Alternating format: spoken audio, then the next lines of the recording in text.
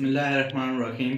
अस्सलाम वालेकुम व्यूअर्स, मैं हूं एडवोकेट एहसन कुरैशी। आज हम डिस्कस करेंगे क्या सदर ममलिकत के पास कोई इख्तियार आइन के मुताबिक है कि वो किसी सज़ा याफ्ता शख्स की सज़ा को माफ़ कर सके। इसके ऊपर डिस्कस करेंगे।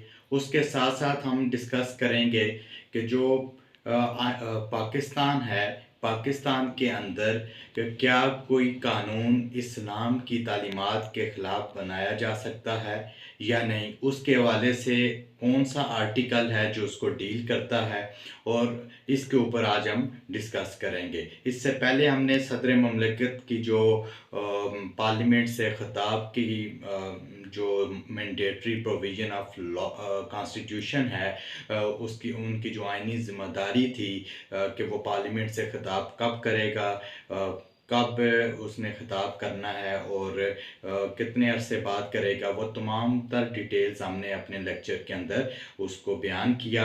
आज हम सिर्फ जो डिस्कस करेंगे जो पार्लियामेंट जो प्रेसिडेंट ऑफ पाकिस्तान है, इसके किसी की को सज़ा माफ़ करने का इख्तियार है या नहीं है, इसके ऊपर हम डिस्कस करेंगे। इससे पहले हम देख लेते हैं जो दूसरा पोर्शन था हमारी गुफ्तगू का होगा कि जो इस्लामिक इंजंक्शंस के अगेंस्ट क्या कोई कानून साजी की जा सकती है कि नहीं।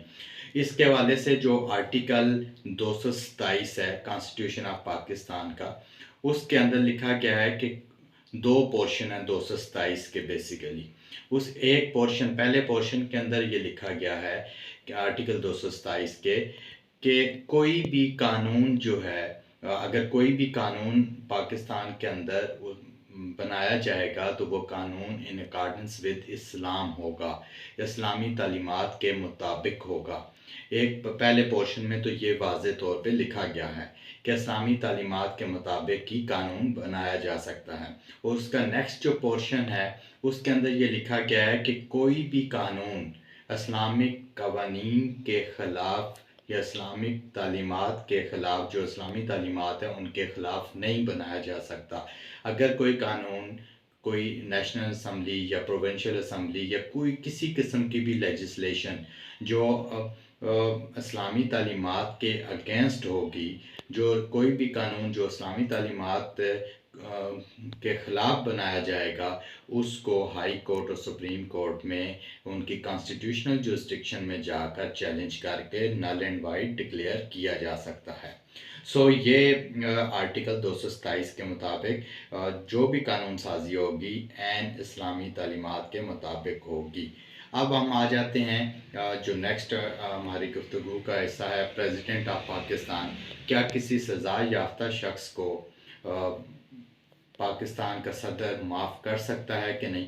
आइन का जो आर्टिकल 45 है 45 के अंदर, आइन के आर्टिकल 45 के अंदर ये 3-4 चीज़ों के हवाले से दर्ज किया गया है कि सदर पाकिस्तान के पास एक सज़ा याफ्ता शख्स जिसको सज़ा हो गई, किसी कोर्ट ऑफ लॉ ने सज़ा उसको दे दी, तो वो अगर सदर पाकिस्तान के पास मर्सी अपील दायर करता है, रैम की अपील दायर करता है, तो सदर पाकिस्तान जो है उसकी सज़ा को माफ़ भी कर सकते हैं, उसकी सज़ा को कम भी कर सकते हैं, उसकी सज़ा पर अमल दरामद को फॉर द टाइम बीइंग कुछ अरसे के लिए रोक भी सकते हैं या उसकी सज़ा को वो मुअत्तल भी कर सकते हैं।